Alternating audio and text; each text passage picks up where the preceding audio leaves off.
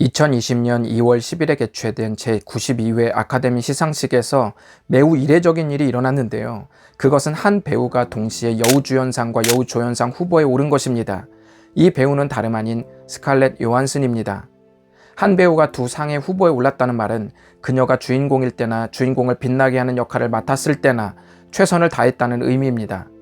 실제로 아카데미 역사상 여우주연상과 조연상을 동시에 받은 사례는 손에 꼽을 정도입니다.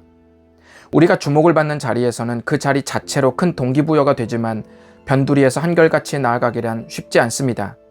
오늘은 스스로 양보하고 변두리로 밀려나서 조연의 삶을 살았던 한 사람을 소개하려고 합니다. 이 사람은 바로 아브라함입니다. 그가 하나님으로부터 부름받은 생애 초기의 한 사건을 통해 우리가 가져야 할 조연의 삶을 배워보도록 하겠습니다. 아브라함은 하나님께서 고향 친척 아버지의 집을 떠나라고 하신 명령에 순종하여 익숙했던 삶의 자리를 떠나 낯선 여정의 길에 올랐습니다. 가나안 지역 남쪽으로 가던 도중 가나안 땅에 심각한 가뭄이 들게 됩니다. 아브라함은 극심한 가뭄 때문에 생계를 위해 인근 이집트로 피신을 가게 되었습니다. 이집트에 다다른 아브라함은 한 가지 불안에 휩싸입니다. 그것은 아리따운 아내를 누군가 빼앗기 위해 자신을 죽일 수도 있다는 두려움입니다. 고대 시대에는 종종 이런 일들이 있었습니다. 이때 아브라함은 잔머리를 씁니다. 그것은 아내를 자기 누이라고 속이는 거죠. 그런데요, 아브라함의 꼼수는 오히려 사태를 악화시켰습니다. 이집트의 왕이 실제로 아브라함의 아내에게 반합니다. 그래서 왕궁으로 불려가고 오빠로 위장한 아브라함에게는 엄청난 가축과 재물을 하사했습니다. 그냥 두면 아내를 빼앗길 참이었습니다. 그렇다고 그가 할 수 있는 것도 없었습니다. 이때 주님이 개입하셔서 기적적으로 이집트를 빠져나올 수 있었습니다. 아브라함은 이집트에서의 뼈저린 실패 후에 주님이 친히 찾아오셔서 내 뒤치다꺼리를 다 해주신 은혜를 경험하고 여기까지 왔습니다. 이제 그는 재빨리 뭔가 조치를 취하고 더 좋은 걸 선택하는 것보다 하나님의 신뢰가 나를 살린다는 것을 경험했습니다. 하나님의 도우심을 받아 약속의 땅으로 들어온 아브라함이 베델 지역 인근에 장막을 치며 거하던 어느 날이었습니다.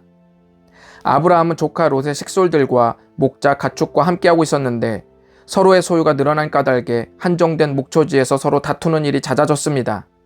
이제는 서로의 독립된 목초지와 주거 공간이 필요했습니다. 아브라함이 어느 날 말합니다. 내 앞에 온 땅이 있지 아니하냐. 나를 떠나가라. 내가 좌하면 나는 우하고 네가 우하면 나는 좌하리라. 유목민들에게는 넉넉한 물과 좋은 목초지는 생존과 삶 전체와 같은 것이었습니다.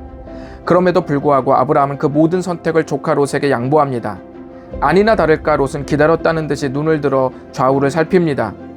베델 지역은 꽤 고지되었기 때문에 가나안 남부의 평지와 북쪽 사해지방의 한눈에 들어왔습니다. 이내 롯은 눈을 사로잡은 매혹적인 요단 평지 소돔 땅을 선점합니다. 그리고 롯은 떠났습니다. 아브라함이 롯에게 선택권을 넘겨준 후 홀로 되었을 때 주님이 찾아오십니다. 눈을 들어 북쪽과 남쪽 그리고 동쪽과 서쪽을 바라보라. 아브라함이 쳐다봅니다. 쳐다보고 있는데 주님이 또 말씀하십니다. 보이는 땅을 내가 너와 내 자손에게 주리니 영원히 이르리라. 이 대화는 마치 좀 전에 있었던 아브라함과 롯의 대화 구도와 똑같습니다. 아브라함 앞에서 동서남북을 바라보라고 한 후 어느 곳이든 그 땅을 주시겠다고 말씀하시는 하나님의 모습과 조카 롯에게 어느 곳이든 선택할 수 있도록 배려한 아브라함의 모습이 너무도 닮아 있습니다. 우리는 여기서 아주 중요한 한 가지 사실을 알 수 있습니다. 그것은 바로 롯의 시선보다 아브라함의 시선이 진리를 더 잘 볼 수 있었다는 것입니다. 이 시선이 바로 조연의 삶을 사는 자들이 세상을 바라보는 시선입니다. 빌립보서 2장을 보면 예수님의 낮아지심을 압축 요약한 구절이 있습니다. 그는 근본 하나님의 본체시나 하나님과 동등됨을 취할 것으로 여기지 아니하시고, 예수님이 하나님과 같은데 동등됨을 포기했답니다. 여러분, 그런데 너무 신기해요. 보통 동등됨을 포기하면 격차가 벌어지는 것이 당연하죠.